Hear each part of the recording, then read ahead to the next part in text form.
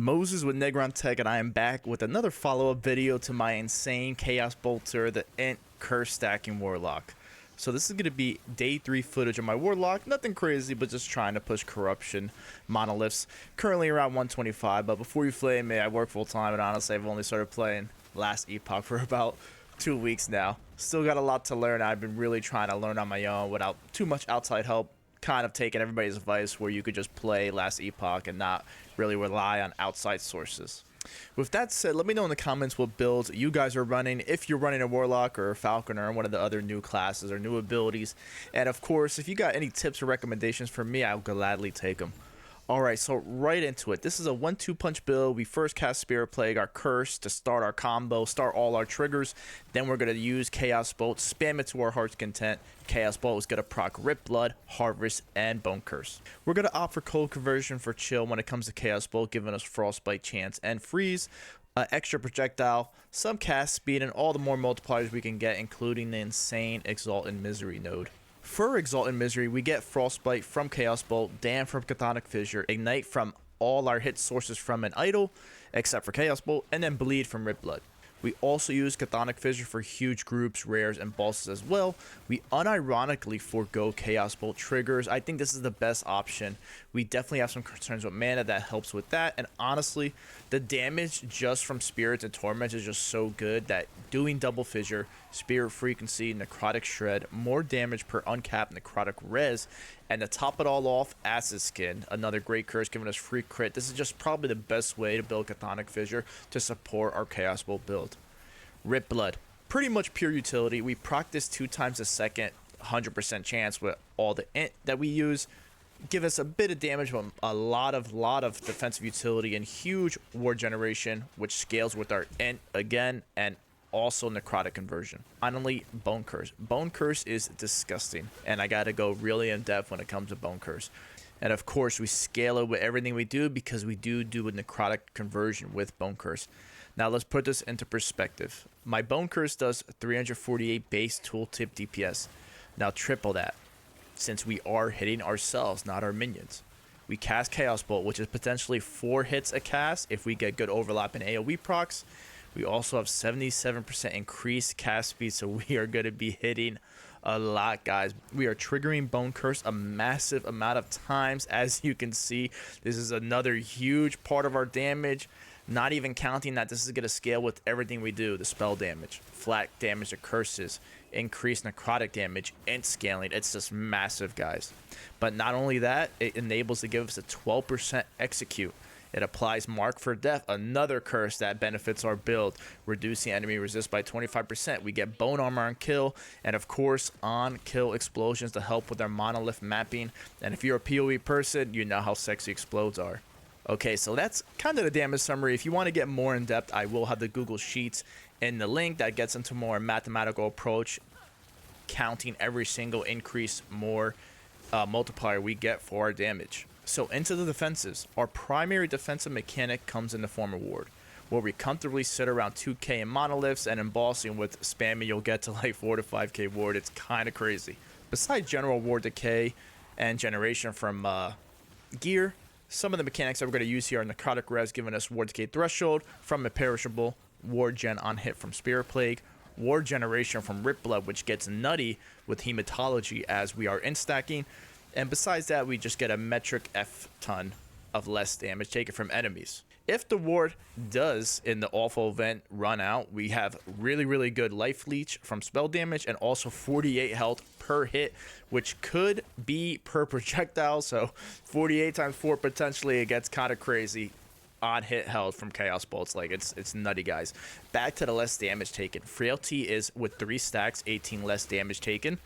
Bone Armor is 10% less damage taken. Dark Protection, 12% less damage taken from 6 curses, 8% less damage taken from Wither, and another 15% less damage taken from damage over time. It's just absolutely crazy.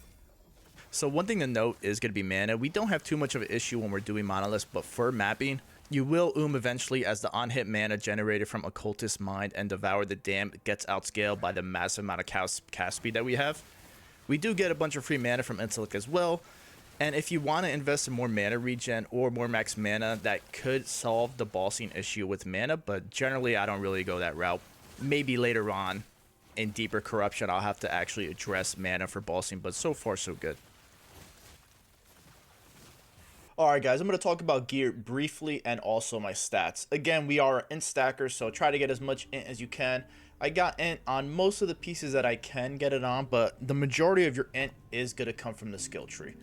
Now, I'm not going to go in depth over the skill tree. If you guys want, I'll link my character name and account name into the description, and then you can just get it from there. I did do some interesting choices here, and I'm sure some people are going to have comments, especially when it comes to the lack of like chaotic strikes here, no leech in this area right here, but it would just, I'm trying to make this video brief, just like a quick day 3 update, show you some gameplay, and, you know, a couple other things. Now, with the gear, right back to it, and the stats. Preferably, I would like to go maybe 33% into, well, 33 dexterity, right? That would give us a 1 in 3 chance to park harvest. And, of course, getting the harvest from Chaos Bolt. I would not go this node unless I have this helmet that gives me +3. This helmet is pretty disgusting for this build, as I use my 1-2 punch is Spirit Plague and Chaos Bolt. The 2 points in the Spirit Plague aren't really too vital.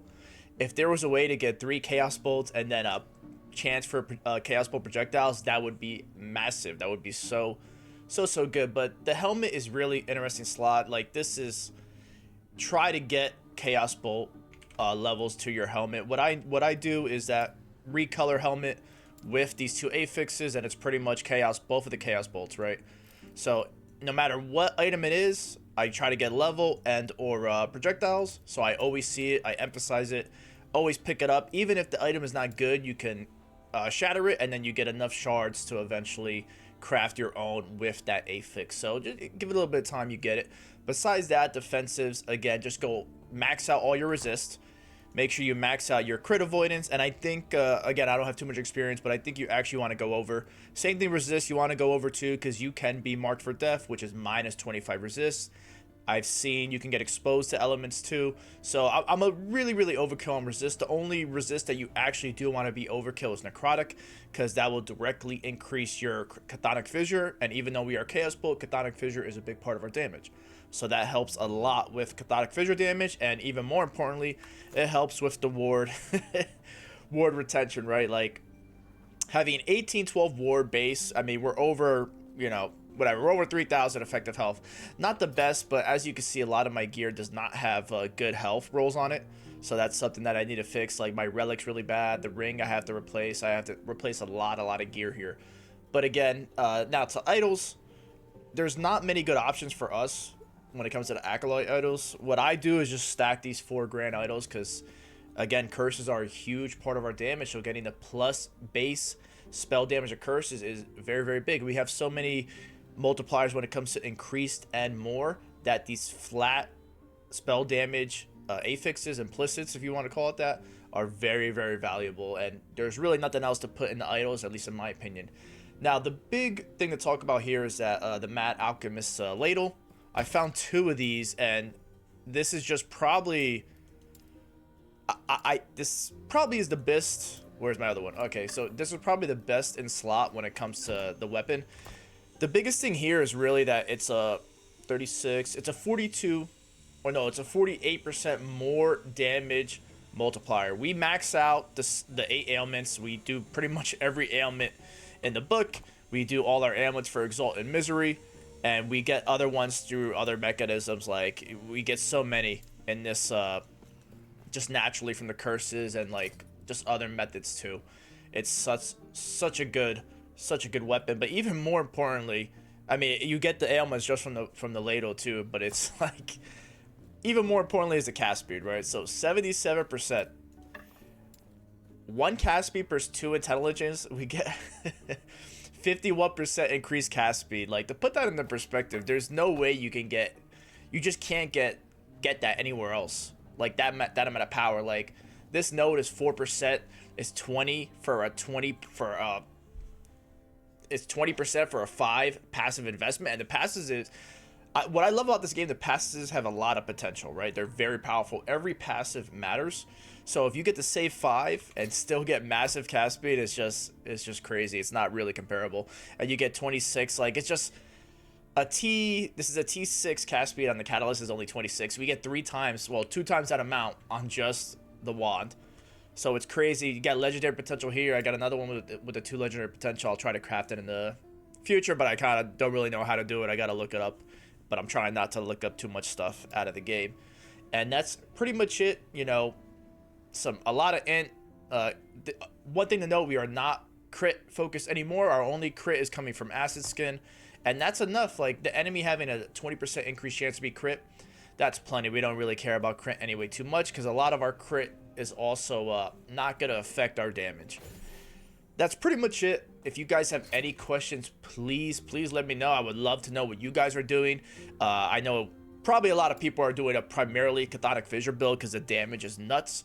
And if you just didn't focus on acid skin and went pure torment, damage over time, I'm sure going a full dot warlock is probably insane. I kind of want to make another warlock and just do a pure dot, maybe poison, bleed poison, be a little bit unique, get the ailment overloads. It's a crazy class archetype, and I absolutely love it. But yeah, even if you're doing a different class, let me know.